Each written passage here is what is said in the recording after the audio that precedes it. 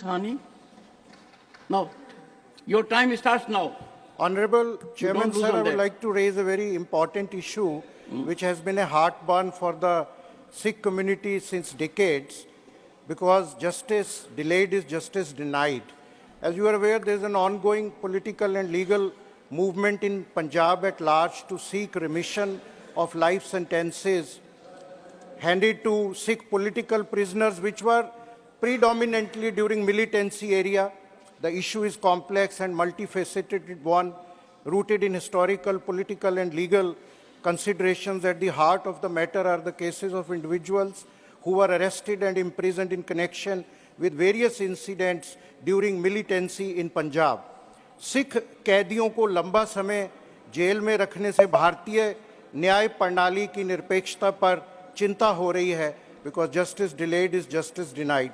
मैं आपका ध्यान दिलवाना चाहता हूं कि बिल्किस बानो केस में 15 साल की कंप्लीशन पे ही घिनौना जुर्म करने वाले अपराधियों को रिहा कर दिया गया।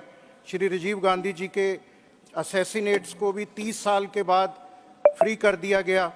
घिनौने जुर्म करने वालों को फ्रीक्वेंट पेरोल भी दी जा रही है आपके सामने। तो ये हम्बल सबमिशन है कि there should be uniform national level parameter और पॉलिसी, क्योंकि भारत एक देश है, देश के प्रांतों में डिफरेंट पॉलिसी नहीं हो सकती कि कोई 15 साल घिनौना जुर्म करके 15 साल में ही रिमिशन हो गई कोर्ट में, और while deciding the premature release, so that uniformity should be maintained. Chairman sir, I would like to draw your attention कि 11 अक्टूबर 2019 को केंद्र सरकार की तरफ से कुछ प्रिजनर्स को रिहा करने की सर्कुलर निकाला गया, और बहुत से ऐसे ये लोग मानसिक तौर पर गंभीर बीमारियों का शिकार हैं। उसमें सरदार गुरदीप सिंह खेरा, दविंदर सिंह भुल्लर, बलवंत सिंह राजौना, जिनकी death sentence already life imprisonment में कन्वर्ट हो गई है as per the letter which I am laying on the table of the parliament 11 October 2019, लेकिन वो इम्प्लीमेंट नहीं हुई। तो ये बंदी सिख्स जो हैं, पंजाब में एक मूवमेंट चल रही है, पंजाब की शांति के लिए, सद्भावना के लिए ये बहुत ज़रूरी है कि जिन सिख बंदियों ने 30 साल 32 साल गुजार लिए हैं, उनका कंडक्ट ठीक है, और इसमें many of them are facing serious physical and mental healthness.